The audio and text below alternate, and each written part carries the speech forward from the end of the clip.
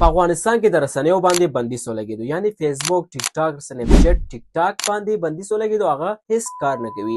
نو هغه ملګري چې الریډي پیجونه لري او فیسبوک اکاونټونه لري یا چې د ټیک ټاک اکاونټونه لري او داسې اکاونټونه دي چې هغه 1 میلیون یا 8 لکه 15 لکه فالوورز لري، هغه ته یو ښه زیری دا ده چې هغه دې اوس یو پیډ وی پی ان واخلي، ځکه چې تاسو پیجونه لري او دې نه تاسو پیسې ګټئ او دا پیج داسې نه چې خدا نه هسته دا پیج تاسو خراب کړئ یا چې تاسو پیج خراب شي انداز شي چې پیج کې تاسو فعالیت ونه کوي، حتما یو مشکل پیدا کیږي. نو دې لپاره ما تاسو ته یو ویډیو جوړه کړه چې هغه کې به تاسو وکولای شئ چې یو پیډ وی پی ان واخلئ. که پیډ وی پی ان نشي هغه سینو فري نه استفاده کولای شئ، نو تاسو ډي ان سي هم استفاده کولای شئ او فیسبوک لپاره وی پی اس هم استفاده کولای شئ.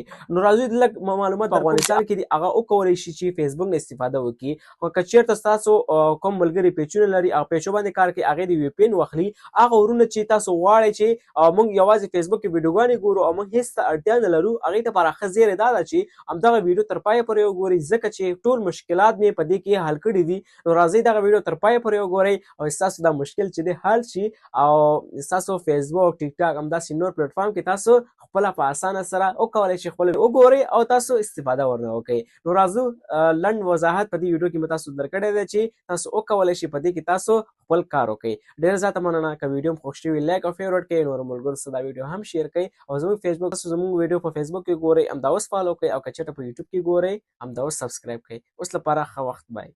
په افغانستان کې رسنۍ بندې دي، یعنی څه شی بندې؟ فیسبوک، ټیک ټاک، انسټاګرام او سنیپ چیټ. دا په افغانستان کې کار نه کوي، یعنی کار کوي په فیسبوک کې چې څنګه تاسو دننه شوئ نو فیسبوک کې به داسې تاسو څه ښکاره شي. ګورئ بعضې ویډیوګانې به دلته نه ښکاري، تاسو کتلی شئ لږ لږ به ښکاري، بعضې به نه ښکاري. خو ما دلته ډي ان اس کړی دی، آن کړی، ځکه هلته ماته کار کوي، تاسو ته کار نه کوي. خو اصلي لامل ته به داسې کوو چې تاسو به داسې کار کوئ، پلی سټور ته به ځئ، پلی سټور کې به تاسو دا یو وی پی ان دی، ډېره زیاته ښه وی پی ان دی، دا به انسټال کړئ. هغه نومیږي ټنډر وی پی ان. ټنډر به دلته ولیکئ، ټنډر وی پی ان. ما دلته سرچ کړ، دلته ماته راغی دا ټنډر وی پی ان چې دی دغه دی. تاسو به دا وی پی ان انسټال کړئ. صحیح ده. کله چې تاسو انسټال کړئ دریم طریقه درته ښیم. دویمه طریقه ده چې د سیکیور وی پی ان او دا وی پی ان هم تاسو انسټال کړئ. دا وی پی ان هم ښه وی پی ان دی. دریم قدم کې بیا دلته تاسو ته ښکاري 41 وی پی ان او دا وی پی ان ډېر دا هم ښه وی پی ان دی. او ورپسې دلته به سرچ کې ولیکئ، سرچ کې به تاسو ولیکئ سوپر وی پی ان. دا وی پی ان هم ښه وی پی ان دی، دا نومیږي سوپر وی پی ان. دا وی پی ان به تاسو هم انسټال کړئ. 4 میلیون خلکو ریویو ورکړی دی او 100 میلیون خلکو ډاونلوډ کړی. دا وی پی ان هم ښه وی پی ان دی. ښه داسې به کار وکړئ. ما چې کومه وی پی ان انسټال کړه ټنډر وی پی ان، دې ته تاسو به راشئ، څنګه چې دننه راغلی دننه نه بعد چې دی تاسو به کار وکړئ، لږ به ویټ وکړئ دا مکمل پروسې خلاصه شي او دلته به تاسو داسې کار وکړئ دوستانو.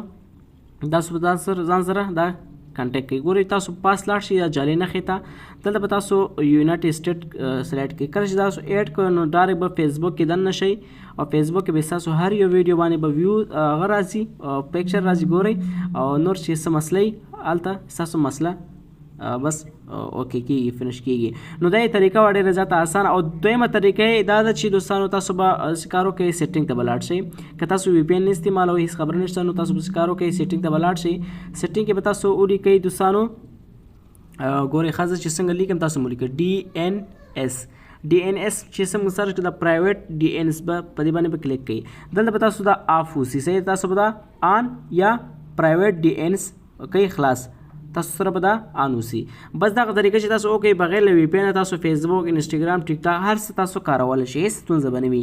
دا دوه طریقې تاسو خپل موبایل کې وکړئ، انشاءالله هر مشکل به ستاسو حلیږي. ډېره زیاته مننه. که ویډیو مو خوښ شوي لایک او فیوریټ کړئ.